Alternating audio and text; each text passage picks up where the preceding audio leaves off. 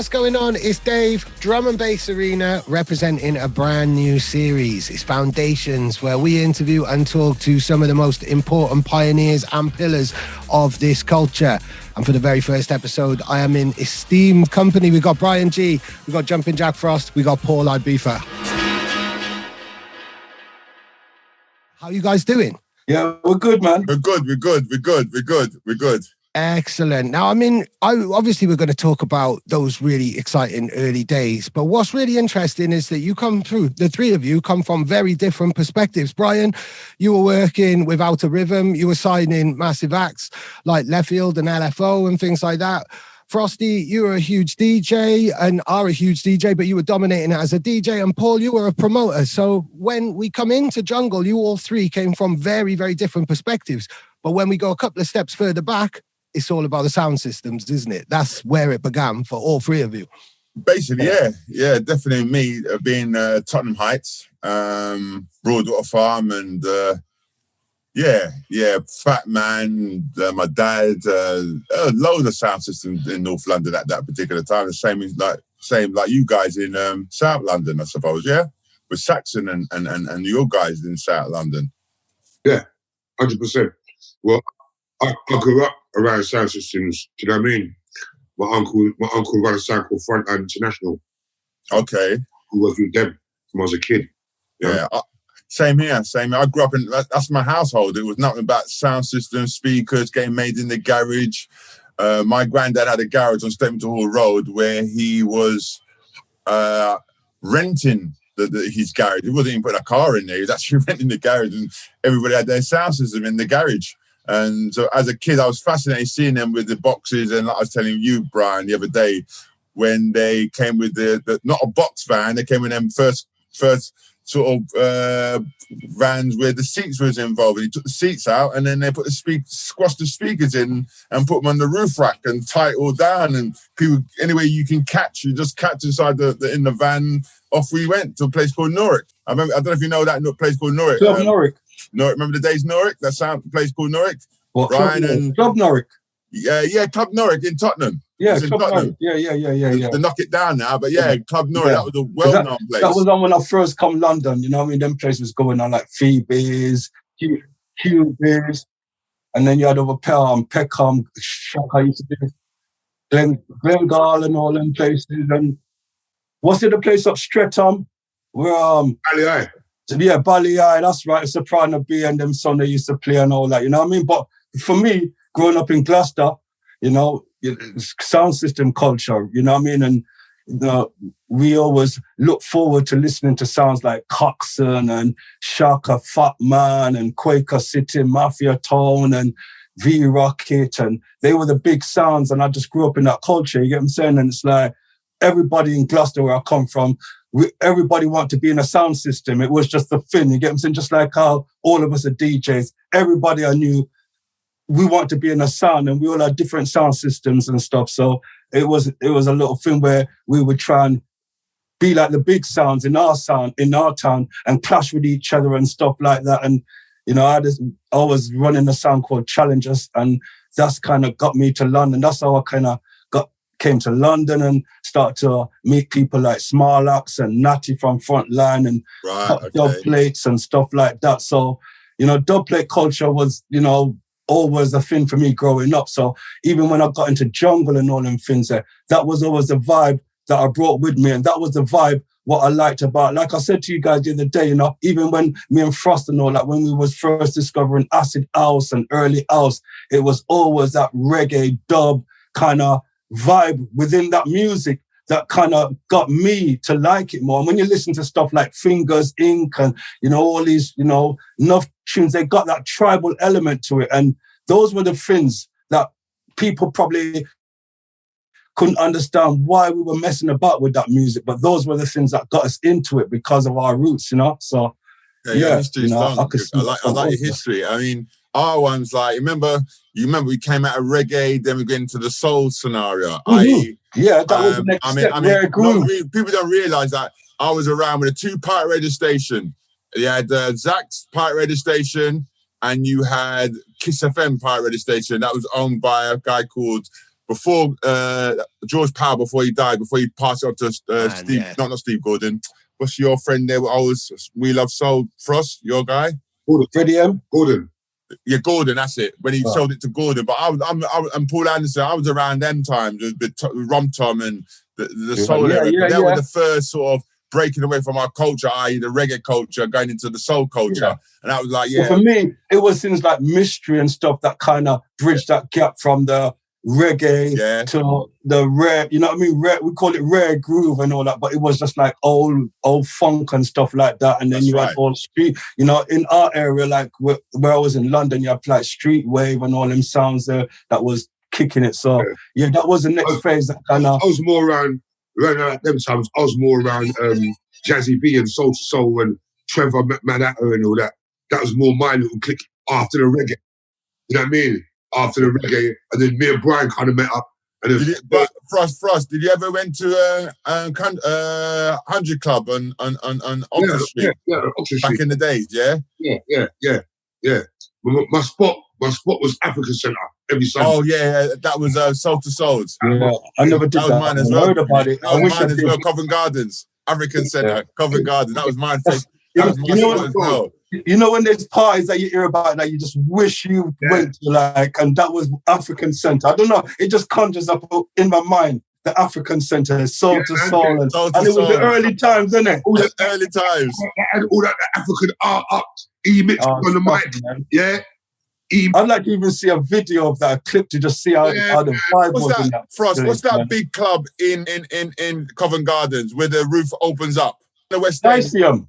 Lyceum, that's the one. Yeah. That's the one. Remember the big soul parties that have been there with Froggy and Steve Walsh and them guys. Yeah, I used to go to Lyceum. Let's have the all dayers there and all that. Right. You remember in Covent Gardens? All dayers there, man. You know what I mean? Legendary spots, man. Legendary. They were the old soul parties. Lyceum was a spot. You know what I mean? Yeah, back in the day, remember as kids, yeah? Yeah, man. That was a spot. That's it. I mean, soul played a huge role in this as well, didn't it? And like the British kind of jazz funk movement as well, around about the mid 80s, or like maybe a bit earlier than that, like Galaxy and Loose Ends and That's right. Definitely Loose Ends definitely Loose Ends. Yeah. And people like Rom Tom and Donny E and Omar and that was just before Soul to Soul, and those were like the early first black artists that were really kind of like making moves and that were influencing a scene, a new generation coming through. You get what I'm saying? That we could look up to and say, yeah, this is our sound, our vibe. You get what I'm saying? And these are people that we can relate to and stuff. Especially like when Soul to Soul came. So yeah, definitely. You know what I mean? That was the first time there was real kind of representation, wasn't there? And I've spoken to people like Ray Keefe about this, the importance of programs like Soul Train as well, where before growing up, you wouldn't have seen any type of representation or anything like that. But it was programs like that which kind of opened out and reflected what was going on really amongst like kind of black youth culture, wasn't it? Mm-hmm. Yeah, definitely. I mean, I don't know about Soul Train, but I do know, like, for us, just trying to find out what was going on across the pond and all them things there, you know, me and Frost, it would be like mixtapes and all them things there. You get what I'm saying? You know, we used to like, you know, share the mixtapes and listen to and that's how, you know what I mean? And every now and again you get a video or something like that. But, you know, we always looked across the pond as well to see what trends was going on and follow the hip hop trend and the what was going on over there. That was a big influence in us as well. You know, that early stuff. Very big. I think Loose Ends was like the first British soul act to kind of really be recognised in America. Do you know what I mean? That's before Soul to Soul. Carl McIntosh, you know what I mean? He was a brilliant producer. There's a good group. They made a lot of headway in America, Loose Ends. Do you know what I mean? And then Soul to Soul came after, which was, you know what I mean? At that time, for real, we were just looking to America, see what was going on there, and just trying to bring our vibe to the party. That time there, we're just kind of building something. We didn't know we were going to be part of something that's going to change everything. You know what I mean? Yeah. Because everything we did, we those influences we brought through with it. You get what I'm saying? Yeah, we did. But funny enough, I didn't sort of follow the hip hop trend. I'd stayed on the soul trend. I didn't follow the hip hop trend due to the fact I thought to myself, well, it ain't my culture, so why am I going to be following the hip hop trend?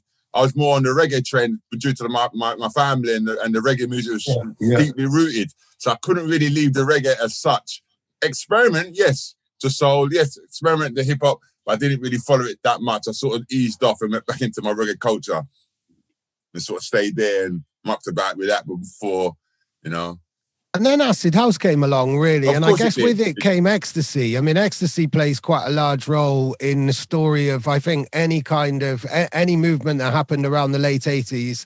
You know, not without glorifying it or anything, that broke down a lot of barriers, didn't it? And created dance floor dynamics, even just among football fans, stuff like that, or football mobs.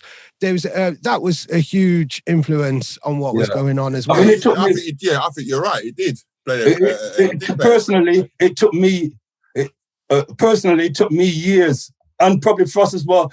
I mean, we saw all this going on when we first got into the scene and stuff, and you know, we were just and the what's it called, MO Nitrate and all acid and all sorts of MDMA and LSD and all sorts. We saw all this stuff, right? But it just went above our heads because we was amongst this thing here, but we still had our kind of like we still kind of had a separation. We didn't really get caught up in all that stuff. You get what I'm saying? As much as we love the music and stuff like that, but me personally, and I know Nigel, whatever, and a lot of us, we didn't really catch on to that side of it first, and it was weird. And it was weird, yeah. It was weird. I was like, no. Yeah, all this LSD and the smell of MO Nitrate and all it was it some funny smell, and I was like, man, and taking pills. Taking pills was never in our culture, coming from reggae or whatever. No. You get what I'm saying? From a Jamaican culture, you know, getting high on pills. We always looked at that was kind of like, that's some crazy shit going on over there, man. But from the point of view of a DJ, from the point of view of a DJ and seeing the crowds, and from the point of view of, like, you know, having a system and things like that, and seeing crowds, seeing the change of crowds, the change of attitudes, people who wouldn't normally be in the same room. Like, you know, kind of football fans who would not be seen in the same room unless they were fighting, suddenly dancing together. That must have been quite mad to see, whether, you know, like, and I wasn't suggesting that you guys were taking them. I'm open-minded, so I got to grips with it quick. I mean, I remember me and Nigel's probably first ever rave when we went to Clink Street and we saw everybody just like off their nuts and stuff. And we were probably just, let's keep it real, we were probably just looking gal or something like that on a Saturday night, you get what I'm saying? And we just heard that there was a party over London Bridge. So, you know what I mean? It wasn't the music that brought us. It was just like someone to go local, you get what I'm saying? Might see two gal down there, whatever, you get what I'm saying? And that was it. And then we got in there and it could have gone both ways. We could have said, what the fuck? Let's get the fuck out of here, you get what I'm saying? Because it was a completely diverse to what we were about. The first time we went, we was like, and then we went back again. The first time we went, was it too close? You know what I mean? And it was a vibe of just, you know, the friendliness. And it was like, because, you know, I could tell you like maybe a year before, I'll be in Dorset Road, rocking to Taurus, and dance we get rubbed, right? Dance we get rubbed. Everybody get rubbed in the dance. We know who it was, but we couldn't say who, right? And then next week, it would happen again in the next party, blues party. So that's the culture we were coming from, you get what I'm saying? And so to come into a place where everybody is hugging, kissing, friendly, we could have took advantage of them people there, right? But we embraced it, you get what I'm saying? And just kind of like, yeah, this is all right. And, you know, just followed it. Well, for me, like what my man said earlier, we came out of the football. So it was like all my friends were in this football fighting madness, Tottenham against Arsenal against Tottenham, and being in North London and being our rivals. We used to see this a lot, especially a guy called Phil Higgins and who used to run raves, and Joe from Labyrinth. And I didn't know these guys. They were football hooligans. I just met them on the terraces, and some guy got meet Paul Ball, meet, you know, Phil, you meet, and then before we knew it, we were doing parties together. Phil Desire. But we were fighting together. Phil from Desire. Yeah, Phil was decided we were fighting. It was the main one. The territories fighting one another, and now we're doing parties together. It's so, you know, the irony or like the ease did play a big part in it, and all of us were just getting involved with it back in the day. So that's how we got involved through Phil, and then we started going to the trip down Astoria and meet people like Pete. Nick Holloway, Pete Tong, and meet all them guys doing it at the time, but still didn't know what was going on. We went in there, they were just saying acid, and they were jumping up and down in there and, you know, doing their madness. So it was all new to me. I said, what the hell is this? And I had to follow the trail, and then before I knew it, Sunrise was born. For me, I couldn't even say why I was easy accepting this kind of situation and all that, because I remember going back years and years when I was growing up in Gloucester, and we had a sound system and stuff, and they used to do these things like the council kind of arranged these kind of nights where it was like to kind of like target just like for black people or people just like, you know, not so well off, and you know what I mean, it was like trying to just do something for the community and stuff like that. And they would give us these like leisure centres to do parties in and stuff like that. And it was like all different kind of music. And we would play reggae music, like they would invite us to play reggae. And then you'd have like punk rockers or whatever. Like this was the time when Sid Vicious and Johnny Rotten was just around at the time. And stuff like that. Mm. And they would come on after us. It was all one kind of like a together concert kind of for the community or stuff. You get what I'm saying? Yeah. And when the punk people come on and stuff, we would still stay there, but we would have to move out of the way because they had a thing where they would spit on each other. Like that was their way of enjoying themselves. You get what I'm saying? Like all spitting on each other and wiping it on their face and spitting on me. And they used to call that gobbing. Is that what they call it? Yeah, gobbing. Yeah. And so we were like, what a bomber club, because you know what I'm saying? That can't work.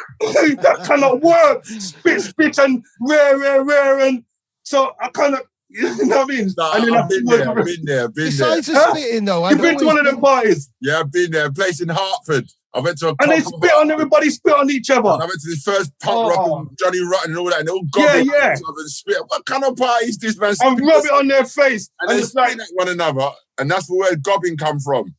Blood, fire. So you know what I mean? Besides the gobbing, right? Besides the spitting, I've always thought there's a nice relationship. I mean, if you look at like kind of punk and ska, and there's a nice relationship between the attitude and the ethos of some aspects of punk and what we do on the underground in terms of DIY and anti-establishment and doing our own thing. And there's always been this kind of strange affinity, besides the spitting on people thing. Yeah, well, that's and that time punk was the underground to probably what drum and bass or grind something is. It was, you know what I mean? That was at that time, it was underground. Yes, definitely was. It was there. Yeah, so you know what I mean? Yeah, it's there underground. It was an underground thing. It was a movement, underground. So I was ready for things like Clink Street and the Acid House or whatever. You get what I'm saying? Much as like I was a reggae man, I was open-minded. I wasn't one of them ones that would say, "Boy, I mean, now go back to this place again and pure mad people in there," because it could have easily gone that road and. The rest would have been, and history would have been completely different from me and Nigel. But didn't your community say you was mad? Because my one did. Oh, listen here, mad. Listen here. We almost got run out of Brixton. They used to call us mad, man. We've gone mad. Going to acid parties and, you know, wearing banners on our heads and wearing smiley faces. They said that we'd gone off our heads. Remember, Nigel, remember them tunes? Jesus Loves Acid. Dance with the devil. Dance with the devil. Right? I remember that tuning.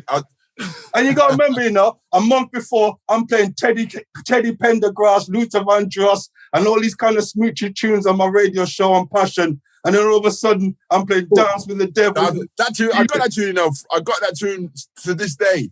Dance with the Devil. It's the bar with them tunes. Yeah. They had to change my radio program because I used to be on in the night. They took me off the night show. And right, because you play them sort of tunes. Yeah, I want to hear them kind of mad tune in.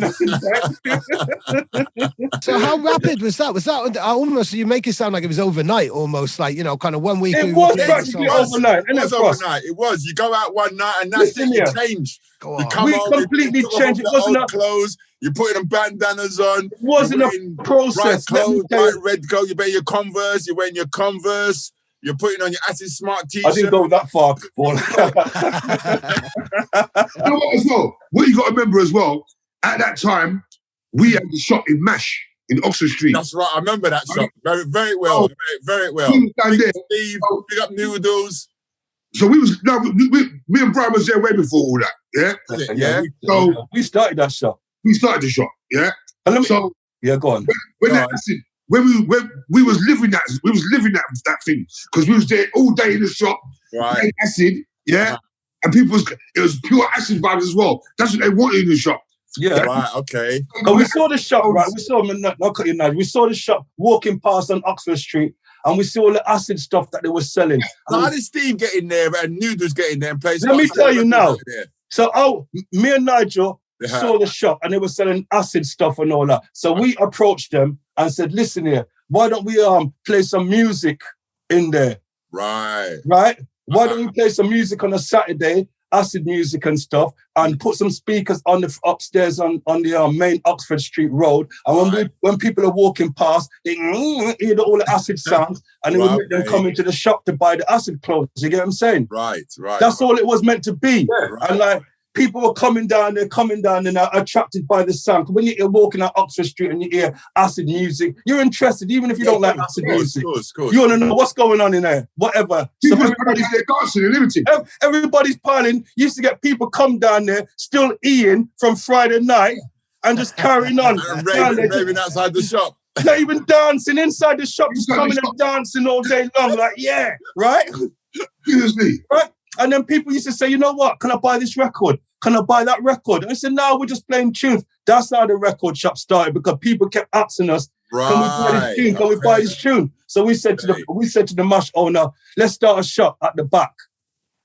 And then, I talked to this guy that I was doing the radio station with, and he backed it. And so with me and Frost, we started the record shop. We call it Passion Records, because that was the name. That was the name of the radio station. It all makes sense now. And then later on, he said, yeah, this is one of my cousins. I want him to come and help work in the shop with you, Brian. And that was Steve. That was Steve, right? Okay. Yeah, and then Steve brought one. And then Steve How brought did Noodles noodles. get involved? Huh? Noodles. And then, Steve brought noodles on. And then, Right, okay.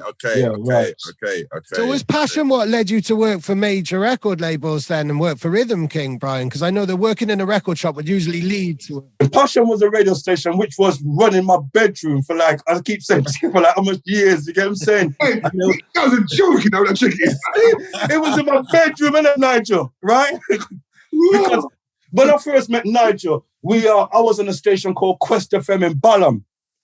And then when I got Nigel, me and Nigel, and I persuaded Nigel to try and come on the radio with me, Quest FM just crashed. It just crashed just as you was getting on board. Yeah. And so I went to Howard, this guy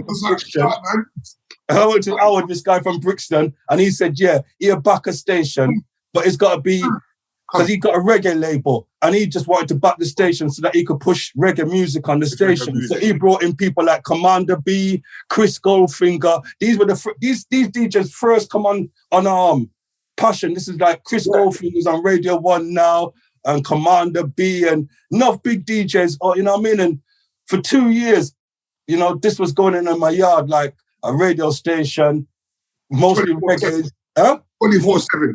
24/7, all through the night, people coming in and out my yard. When the station got raided, I would have to run down to Kennington to see who stole a rig and stuff like that. Because it could be like a rival, or it could be DI, and we had to put. It was mad, but it was fun. Even times there, you just did it because the love, and it was. We love them saying, How many times did you get in trouble with the DTI then? I was going to ask you. know what? In all the time, we never ever get nicked by the DTI, but they always would take our rigs, and then we'd have to find a new site and relocate again. But we never got nicked as like, prosecuted or whatever. Yeah, pirate radio play a big part in this culture. Oh yeah, for me, pirate, like, Nigel Jumping Jack Frost was big from the whole thing started. But I was doing radio and I wasn't like DJ and getting gigs, or I wasn't like known and all that. So radio is kind of like really what helped me, you get what I'm saying, and what brought me through, you get what I'm saying, So I love radio, and I still love radio now because It's so important. That brought you in. Yeah, Brought you in. yeah, That's yeah. why you like it, yeah. Definitely. Which were the key? I mean, a lot of people talk about Centreforce. Obviously, growing up in Wales, I would just hear like Cool FM. I would get, friends from London would send tapes back and they'd make their way over to Wales through Bristol and stuff like that. I think Centreforce and Cool FM were tapes that I would get a lot. Centreforce, right? We didn't like Centreforce because they were West Ham. Andy Swallows lot, yeah. So we needed to hate Centreforce because I'm a North London man, so I know the history. So Centreforce were NFF. We keep away from them mad lot over there because they were like football hooligans running the station basically. But they were the biggest station when they first came. At the time, yeah. They were the biggest. They were the biggest, but they were like, we knew they were football hooligans, but we didn't really care. So they had the big DJs like LSD and all the big DJs back in the days playing were on Centreforce, and so that was a station kind of like, I think it was one of the first big ones. They were the first big acid house radio station at the time. It took over. But like I said, they were our rivals, being West Ham. So who was it for you then? Which were the pirate stations? Obviously, besides Passion then. Over South London, we had, it wasn't predominantly acid or whatever, but we had Passion and then like Fabio and Groove Rider. That's how I got to know them. They were on a station called Phase One. Right. And that had Booker T on there as well. And Dale. And Dave Angel. And Funky. Well, I'm from if you want to go back, I'm from Kiss then. Kiss FM with people like Paul Anderson, George Power passed away. Yeah, Kiss was legendary. Yeah, I'm from the soul era. I'm from that Electric Ballroom and Froggy and Tyler Basin down in Cannon Town, and these are the sort of things. I grew up in the soul era, and you had the reggae station, but you only had like LJR, like Fatman's radio station, but it's mainly soul I got my trade from. LJR, man, and Horizon and Horizon. You remember them stations? Yeah, yeah, Solar and Horizon and Jam and Reggae FM. Great stations. Were running at the time, and they were all black stations at the time. Funny enough, all of them stations, man. So were you able to pick up? I'm always intrigued again, like from the outside looking in as a Welsh person, like. What was the relationship between North and South London? Because obviously, you guys are in Brixton, Paul, you're in Tottenham, probably two of the most important areas for this type of culture, and lots of people kind of being involved, especially loads of people came out of Tottenham, like Rebel MC and people like that, really. And then in Brixton, loads of you were based there. What was the relationship like between the two areas? Tottenham, Brixton, we know Brixton. Everybody, who is a black person? If you don't know Brixton, you don't know England. Brixton, yes, that was big things in Brixton.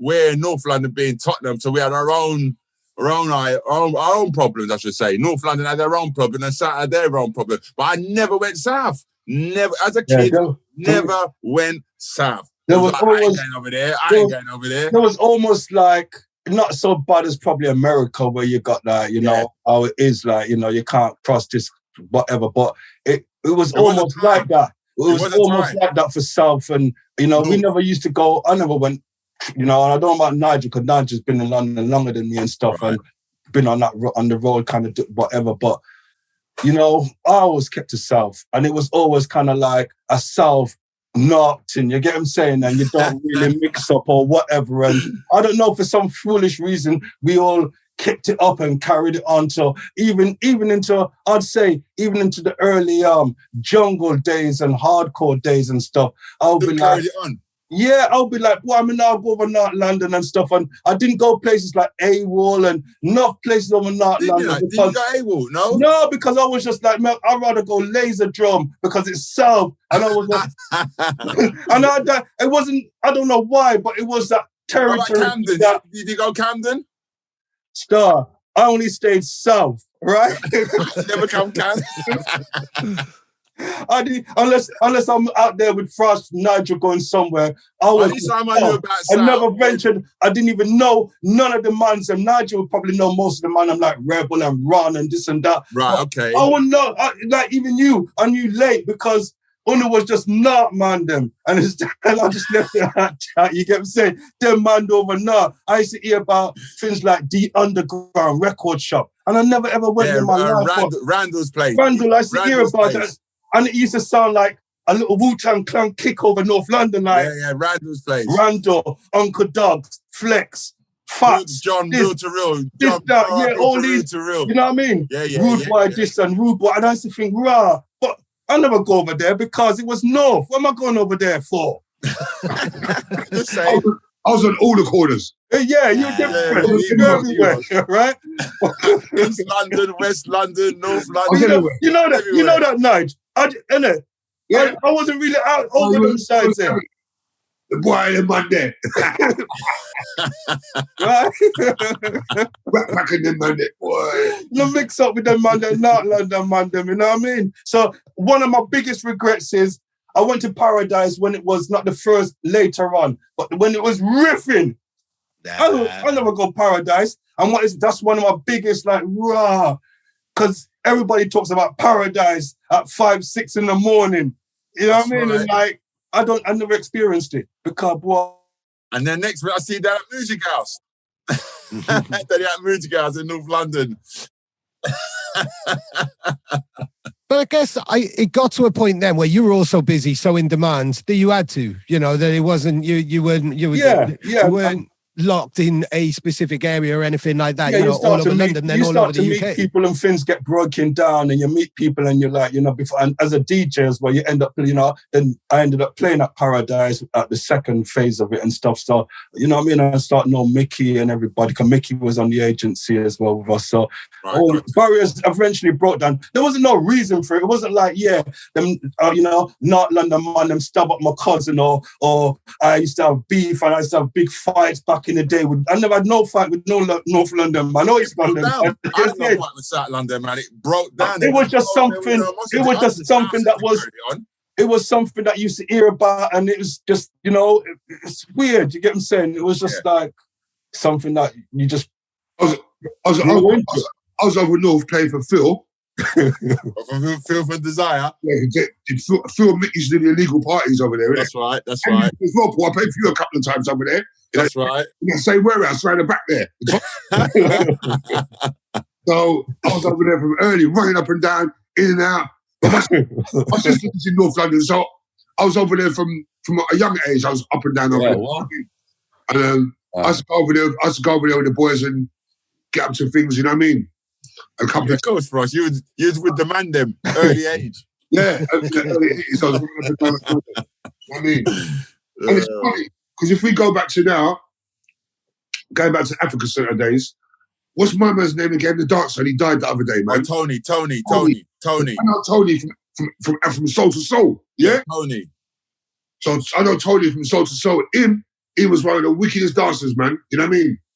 So him and Paul Anderson. Them man there, when them man is on the dance floor, boy, them man could fly their foot, boy. I'm telling you. Paul was a good mover. Fly their foot. So yeah, that was definitely a kind of North vibe. But over South, our vibe was, you know what I mean?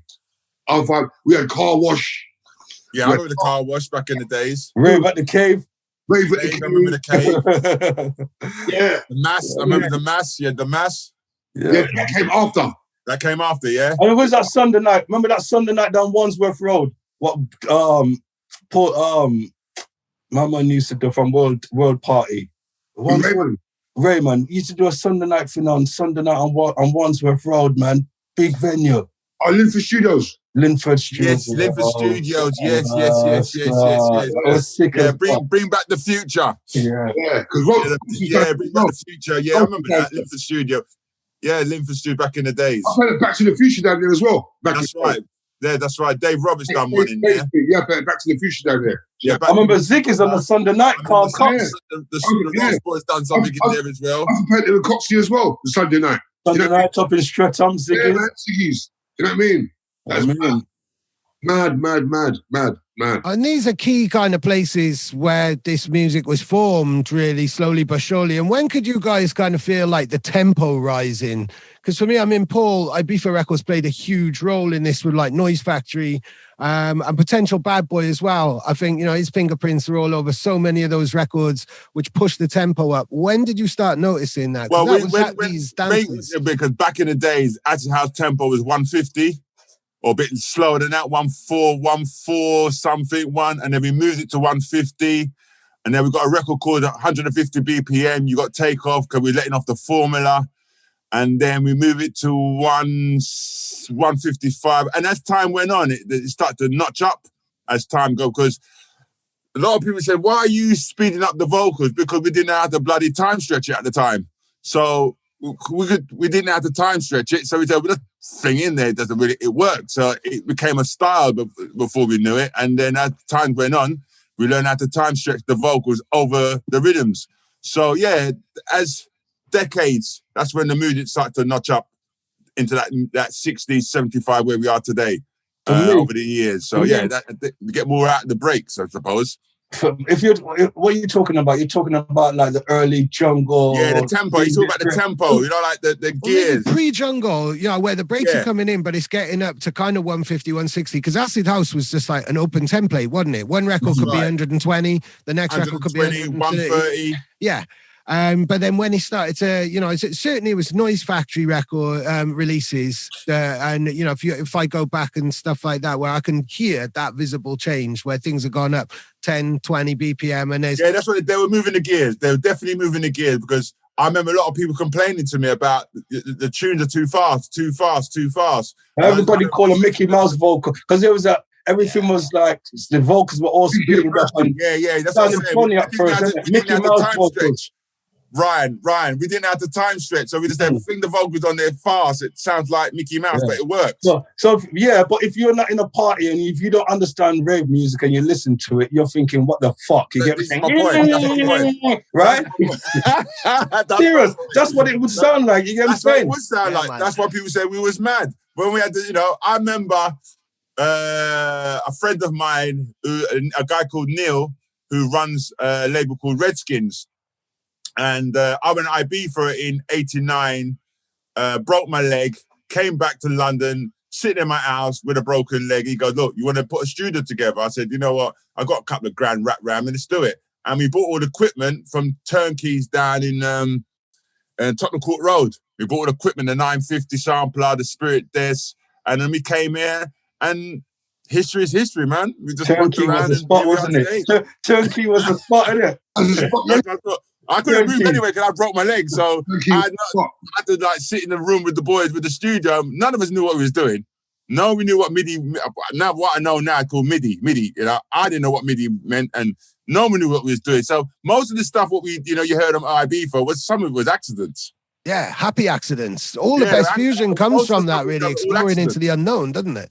That's right. We didn't know what we was doing. None of us did. James didn't know what he was doing. I met Chris later on down the line, but with many. Jane from Noise Factory and me in the room, and a guy called Neil. We didn't know, and even down Terry T, Knowledge and Wisdom. None of us knew what we was doing in the room. None of us. We were just mucking around with stuff, and yeah, hey ho, there's the Ibiza Records.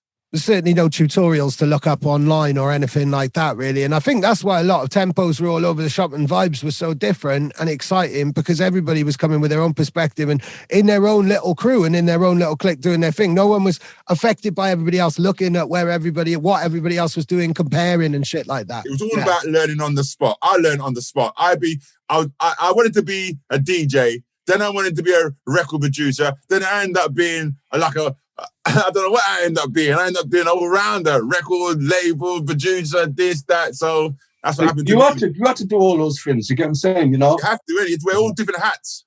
Yeah, that's the DIY culture, really, isn't it? And I mean, that's where V came from as well, really, wasn't it? Yeah. Having those demos and stuff. It wasn't even something we thought about. It's just something we fell into. It just happened. You know what I'm saying? Yeah. I remember meeting JTS. I don't know if you know JTS. Yeah. When I first went to JTS's studio and I see a white man, first time I see a white man cutting dub, I was like, huh? Who's this Jesus?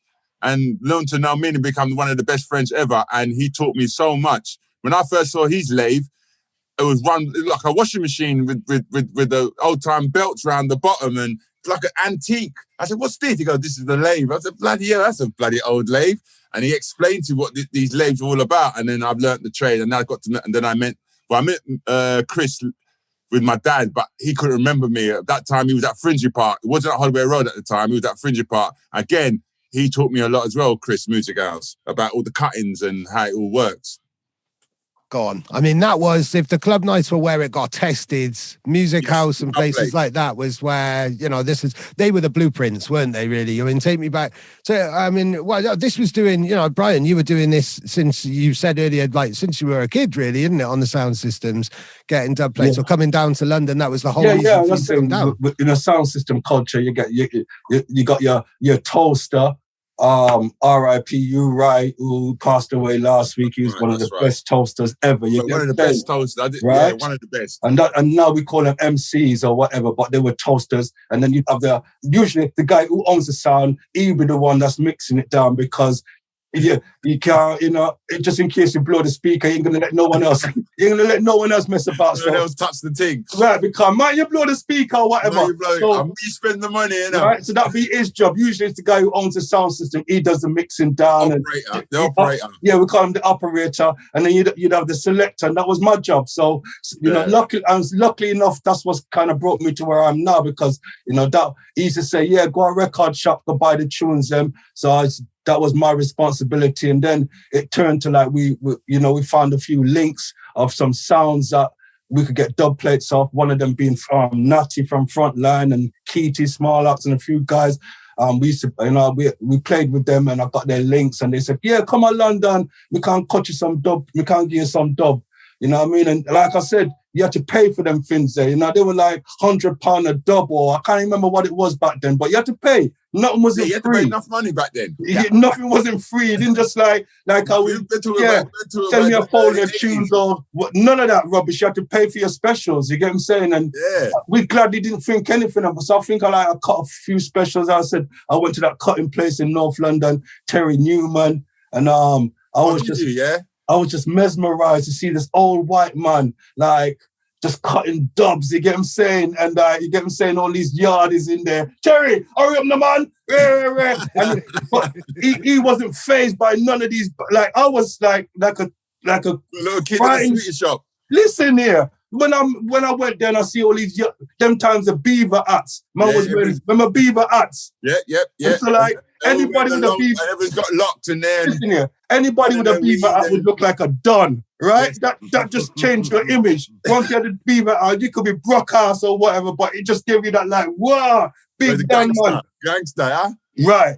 Place full up of them kind of man, and Terry would be just, hold on, and he would be giving it back to them, and I was like, rah. You get what I'm saying? And I had to sit down and wait for my turn, like how it is in Music House. And you get what I'm saying? And, you know, he asked me what I wanted, if I want to rewind like a master to and gunshot and little stuff to kind of identify. So, you get what I'm saying? That was just like a big experience. Yeah, remember? He said, right? Like, cool. And funny enough, guys, when I went to Chris Music House, and I first showed him this music, he ran me out the place. You know that? He ran me out. He go, what kind of mad music you bringing me? I said, listen, Chris, this music you call mad is going to make you a lot of money. Trust me. And he took me in and he learned. And years later, like in 94, when I saw music, I just ran to the rafters, 2 legs going. I said, Chris, remember you said this music is mad? He just laughed at me. So, yeah, so right, Paul, you're right. That was 94. I can see you. Yeah, so, you know, the sound system culture always was something that, you know what I mean? Like, people used to listen to me DJ, and probably Frost as well, and a lot of us, and we would play and DJ in, like now, like we're playing a sound system on that. So, you know what I mean? We got that vibe in us still, you get what I'm saying? And the way we throw down our tunes and everything, it's the same way how we would throw down in a clash or something like that, or in a dance when we're playing. So, you know, the sound system culture definitely, well, you know how influential it is in drum and bass now and jungle. You get what I'm saying? You know, there wouldn't be no jungle as far as I'm concerned without that element, that vibe. So Massively. Well, we've kind of, you know, you've got the sound system culture, the soul influence, the acid house influence, the influence of ecstasy, and this was the kind of backdrop really in terms of where it came from. Fast forward a couple of years. when did you realize that you were part of something that was, you know, a UK phenomenon, really? The strongest UK culture. Let me just, I'll say first, for me, because like, you know, acid and all that techno, it was a big thing going on. But for me, when I really felt the more jungle, this is more like felt black, the blackness in it, whatever, something felt like my people's is like, I used to do, there used to be a night called Rage. You all know about Rage. Yeah. And like everybody would go Rage. But the people that used to come back after Rage was finished, everybody used to come back to Brixton and come to Steppers. And I used to do a warm-up down there until Fabian Grooverider come. And for me, that was where I kind of saw like there's something special like going on here. You get what I'm saying? Because you wouldn't get all the sort of normal people that would go to Rage. A lot of them, but you get the real underground, the real heads. You get what I'm saying? That would come back to Steppers. And for me, that, you know, a lot of people was like, where does the word jungle or this word, where did you first? And for me, that's when I really experienced that feeling of like, this is black, this is jungle. And worse all, there was a guy called Danny Jungle, and he used to have this thing called, he used to blow this whoop every time he heard a big tune, like, you get what I'm saying? And people say, Danny Jungle.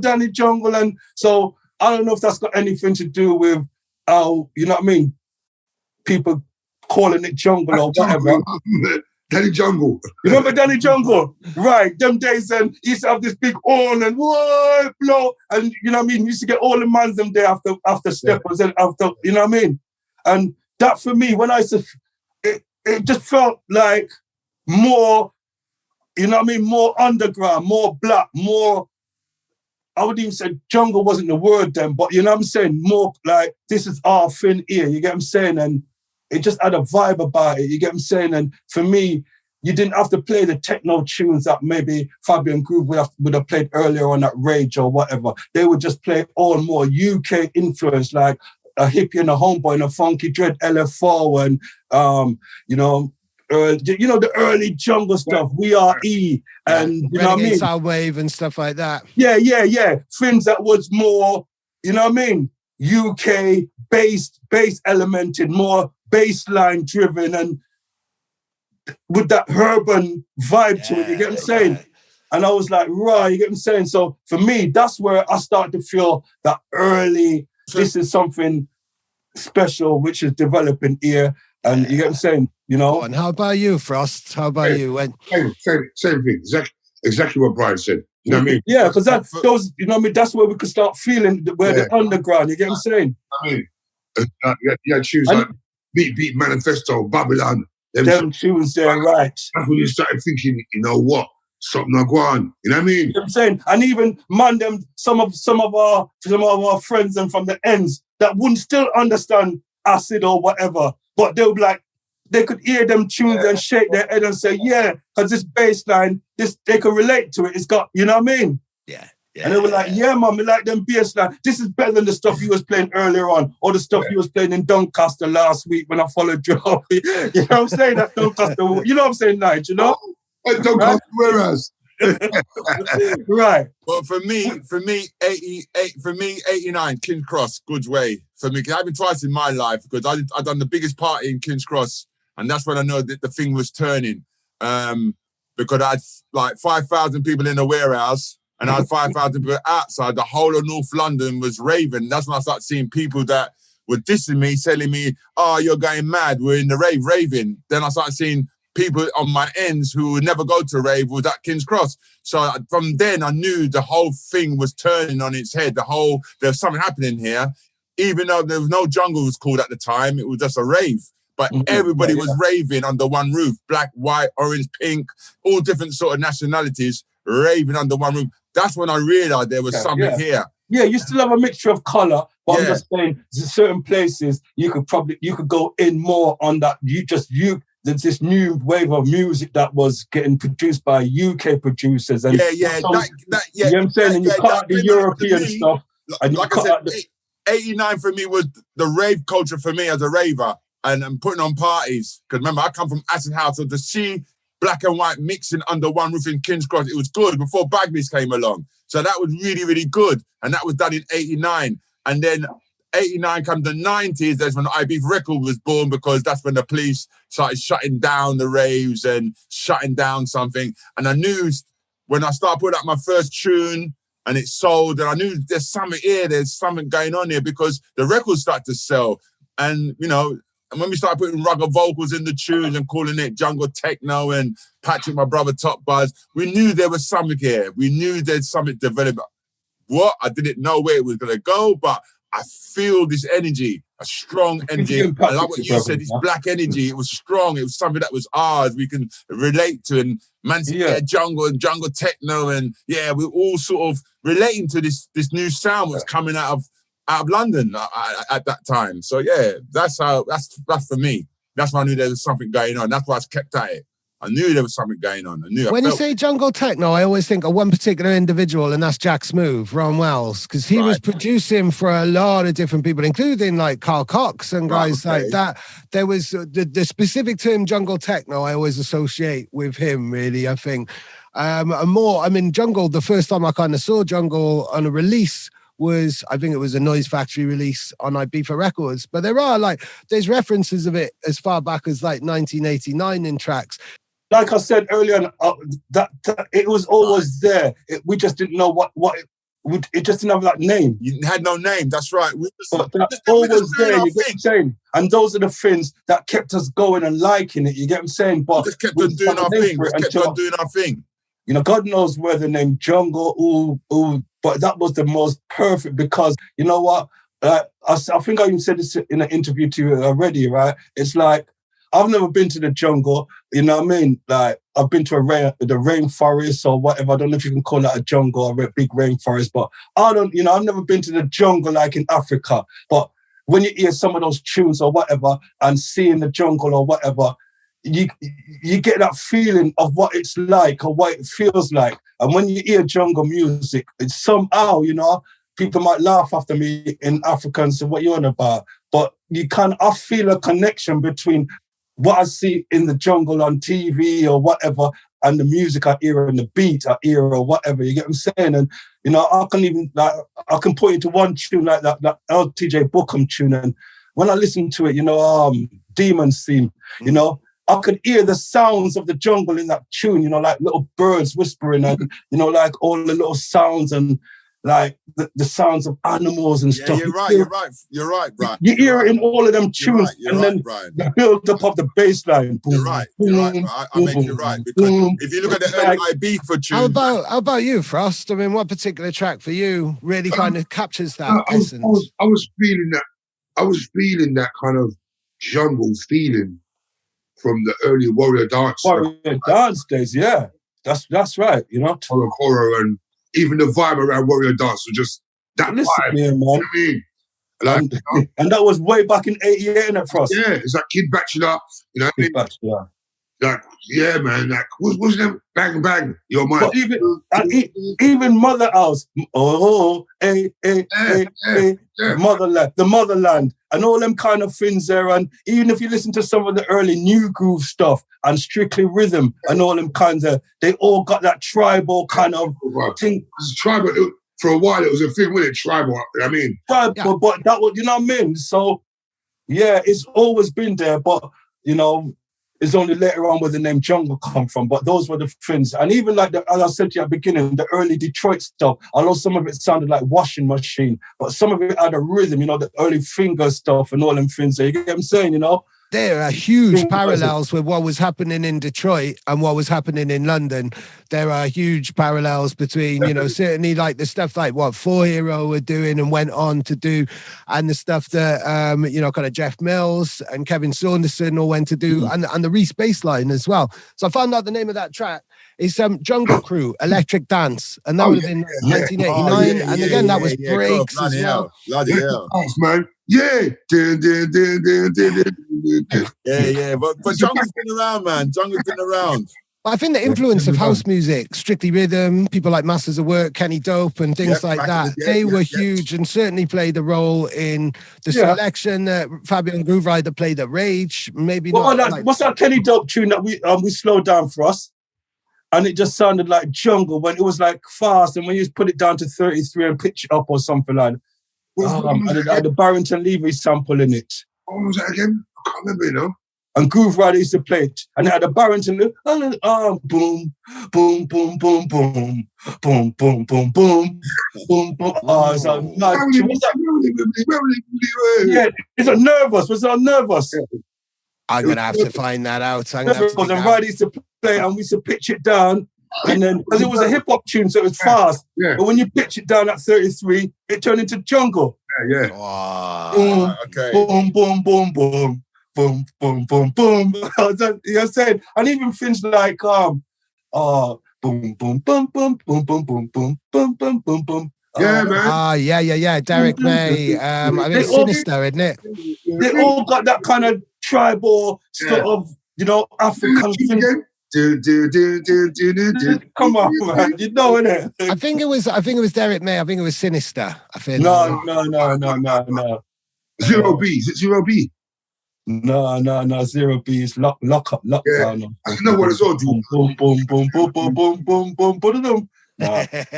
But I know it's gonna come to me. It's gonna come to me soon. That's awesome. Yeah, That's awesome. Yeah. So, I mean, in terms of kind of where it went then, I mean, when was the first time you realized that it was international? When you were starting to be beyond London, beyond Bristol, beyond Manchester, beyond all the big cities where this was cooking. Give me your first international experiences. I mean, Paul, I guess it was being in Ibiza in 1989, really. Yeah, and Germany. Mr. Music Man. Them lot we should know. Dance Floor Records, Martin's Loft Groover, and that's where I met Martin in Dance Floor Records in Streatham. And he used to go to Germany every Thursday and pick up that Euro thing. What used to come over? I said, "What's all this Euro trash, bruv?" He goes, "Yeah, I'm getting all this stuff from Euro." But in that selection, I was picking out records. I did like the sound to get that Euro sounds for sampling.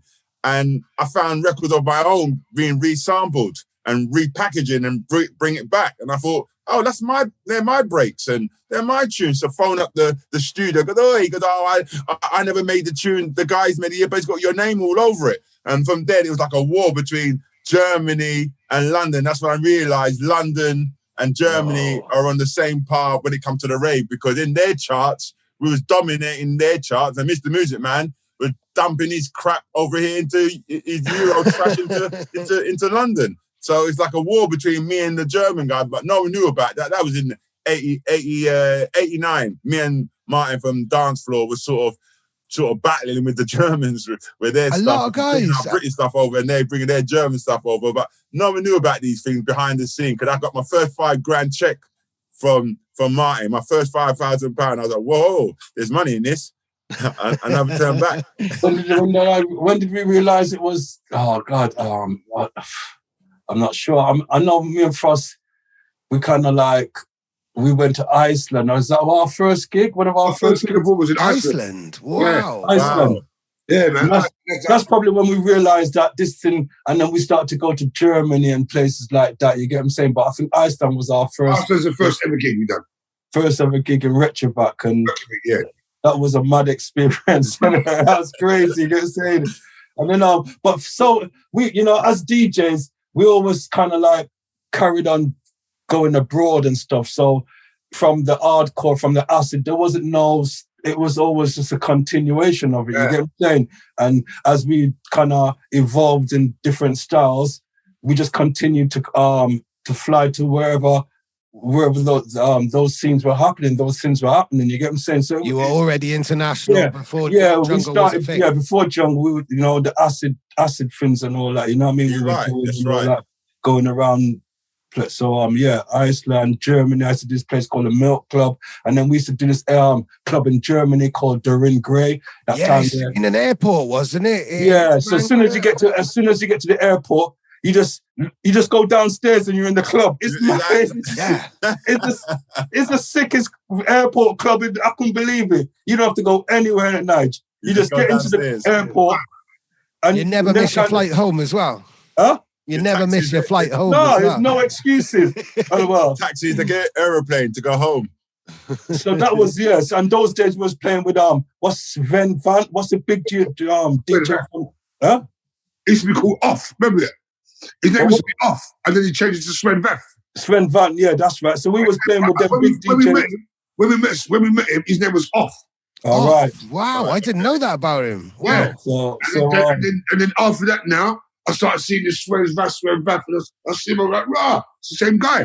Do you know what I mean? yeah, man. So Because they took us down to a complex where they had a record label that put out the Power. You know what I mean?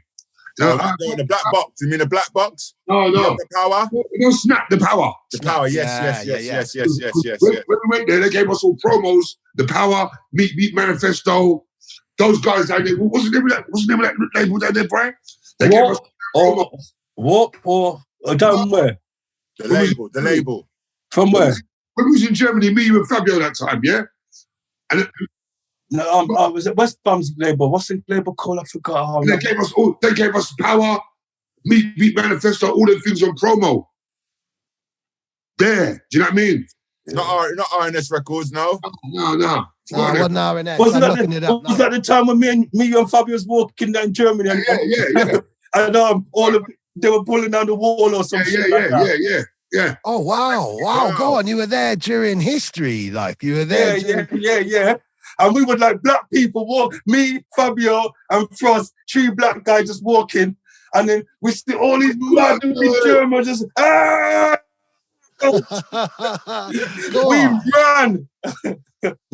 Madness. We ran, boy. Yeah, that was when the Berlin Wall was getting. That day, there was 3 different demonstrations. There was a neo-Nazi one, and there was some other ones. But we didn't know which is which. And we were standing there, and the people just run towards us, way! And we stood there like this. I'm talking about that. And that little part is in my book as well. I spoke about that in my book. I'll never forget that. That was crazy. Yeah, that was a mad experience, bro. Yeah. So, you know what I mean? We were just, and you know, after those things, I can't even remember. People who have to tell me because there's so much more things, but my memory is just a haze when it comes, you know. That's why I said to Nigel, I could never write a book because I can't remember fuck all. I can't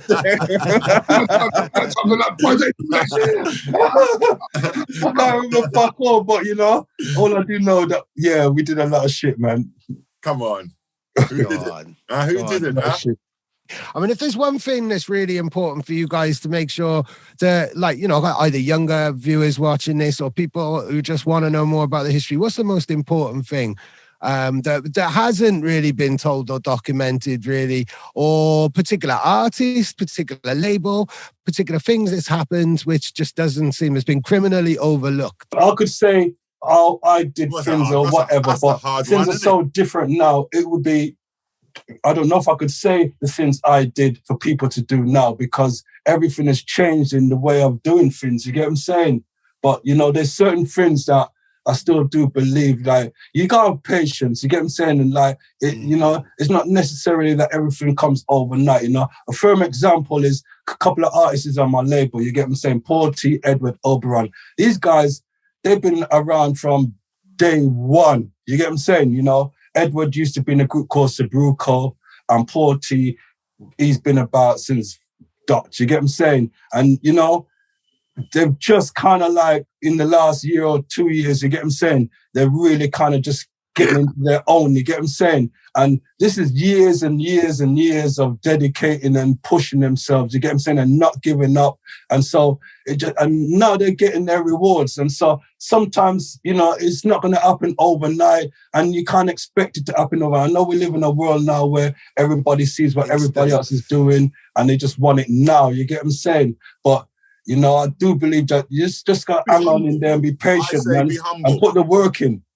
I say be humble, respect people before you don't trying to override people who's been there, done it, and you come with your ego, believe that you're the man because you're the man of the moment, but respect people who've done the work before you because this thing didn't come about by itself. It came by other people, putting a lot of work in. A lot of people's died doing this. A lot of people's passed away doing this. Music, and it doesn't owe you nothing. It doesn't owe you nothing.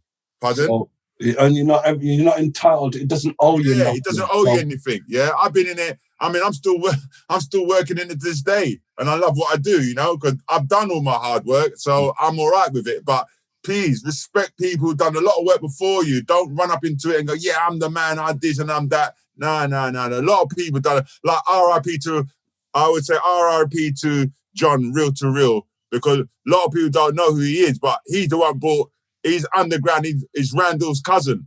John, Real, and he's the one that bought the We Are E. He's the one that started a lot of things. People don't know him, but he started a lot of things that, you know, he taught me so much as well at the time.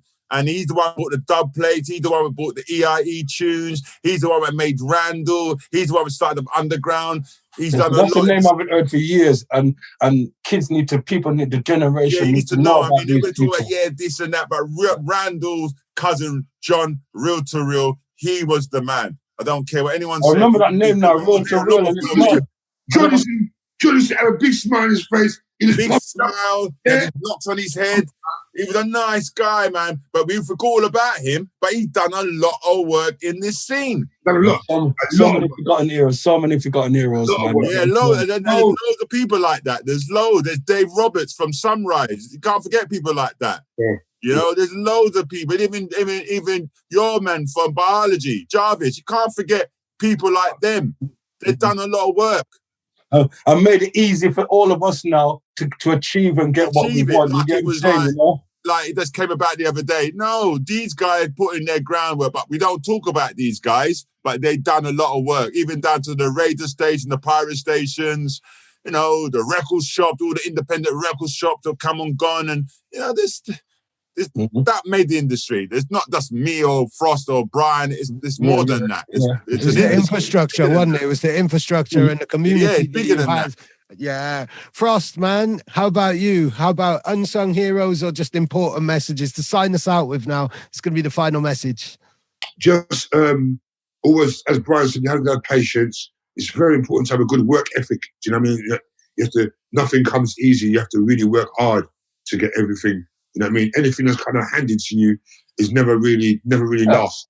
I mean, me and Frost started off at the same time. You get what I'm saying? And Frost, you know what I mean? Frost blew up and was out there, whatever. And I wanted some of that, but I had to, just because I was Frost's friend or whatever, and just around, I had to put the work in as well. You don't just, you know what I mean, get it by association or whatever. And I think a lot of people expect through association or whatever to, you know what I mean, things to happen too easy. And, you know what I mean? So I just think, you know what I mean, just don't expect things to happen overnight. You got to put the work in and you know, when it happens, it'll happen. You have to work hard.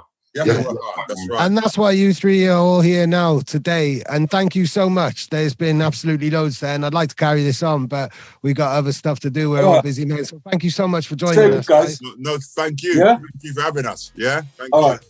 Go on. That was Foundations episode 1. Thank you so much, Frost, Brian, and Paul Ibiza. Stay locked for another episode coming very soon.